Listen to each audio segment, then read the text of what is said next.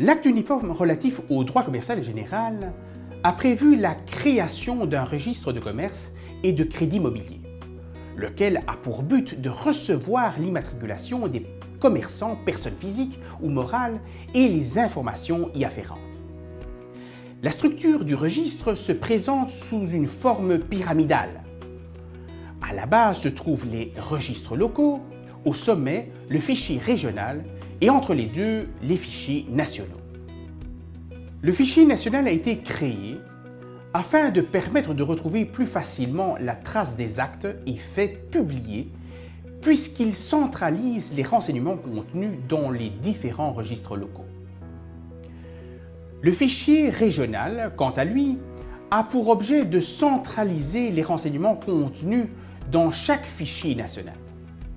Le fichier est tenu par le greffe de la Cour commune de justice et d'arbitrage. Le registre de commerce et du crédit mobilier reçoit deux types d'inscriptions. D'une part, l'immatriculation des commerçants et d'autre part, l'inscription de sûreté mobilière. L'immatriculation est la procédure par laquelle un commerçant, personne physique ou morale, se fait inscrire sur le registre du commerce et du crédit mobilier en vue de se faire reconnaître la qualité de commerçant ou d'acquérir la personnalité juridique. L'immatriculation est personnelle et obligatoire. Toute déclaration ou demande d'immatriculation doit être établie sur le formulaire mis à disposition à cet effet par le greffe. Le formulaire doit être établi en 4 exemplaires. Un exemplaire sera conservé au greffe, un deuxième sera remis au déclarant, le troisième et quatrième seront transmis au fichier national et régional. La demande doit être signée. Ensuite, le greffier vérifie la conformité de la demande par rapport aux pièces justificatives produites et procède à l'inscription et au classement du dossier auquel il attribue un numéro. Pour pouvoir remplir son objectif d'information du public, le registre du commerce et du crédit mobilier doit en outre faire l'objet d'une certaine publicité. Celle-ci peut prendre 3 formes. La publicité faite par mention sur certains documents, la publicité dans un journal d'annonces légales et la publicité faite par communication au public.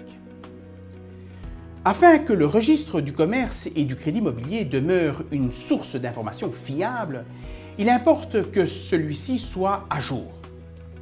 Ainsi, lorsque la situation de l'assujetti subit ultérieurement des modifications qui exigent la rectification ou le complément des énonciations portées au registre du commerce et du crédit mobilier, l'assujetti doit formuler, dans les 30 jours de cette modification, une demande de rectification ou de mention complémentaire.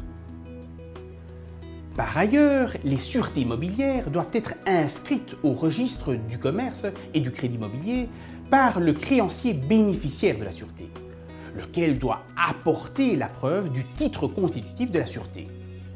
L'inscription va rendre la sûreté mobilière opposable au tiers à compter de la date de l'inscription au registre du commerce et du crédit mobilier. Par conséquent, les sûretés mobilières non inscrites sont inopposables au tiers de bonne foi.